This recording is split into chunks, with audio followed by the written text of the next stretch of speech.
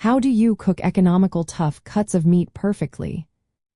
Imagine turning a tough, budget-friendly piece of meat into a tender, flavorful dish that everyone will love. That's the magic of cooking economical tough cuts of meat just right. These cuts are often less expensive because they come from muscles that do a lot of work, like the shoulder, chuck, brisket, or pork shoulder. They might seem intimidating at first, but with the right techniques, they become your best friends in the kitchen. First, start by mechanically tenderizing the meat. Use a fork or a meat tenderizer to poke holes all over the surface. This breaks down the tough muscle fibers without turning the meat into mush.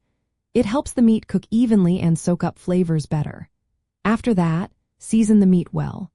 You can do a dry brine by sprinkling salt over it and letting it rest in the fridge for at least 1 hour or overnight.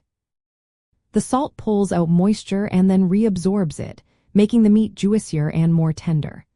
You can also add a dry rub with salt, sugar, herbs, and spices to create a nice crust when roasting or grilling. Marinating is another great trick. Use a mixture of vinegar, citrus juice, or wine with some oil and spices. The acid in the marinade helps break down the connective tissues, tenderizing the meat while adding flavor. For tougher cuts like flank steak or pork shoulder, marinate for at least 30 minutes, but for best results, up to 24 hours if you have the time. When it comes to cooking, low and slow is the way to go. Braising, stewing, or slow roasting at low temperatures allows the collagen in the meat to turn into gelatin, making the meat melt in your mouth tender. For example, braising beef chuck or brisket in broth or wine for 2 to 3 hours at a low simmer will give you juicy, tender results. If you're cooking pork shoulder, slow roasting at around 175 degrees Fahrenheit 4 to 6 hours works beautifully. Reverse searing is another technique for steaks. Cook the meat slowly in the oven at a low temperature until it's nearly done, then quickly sear it in a hot pan for a minute or two.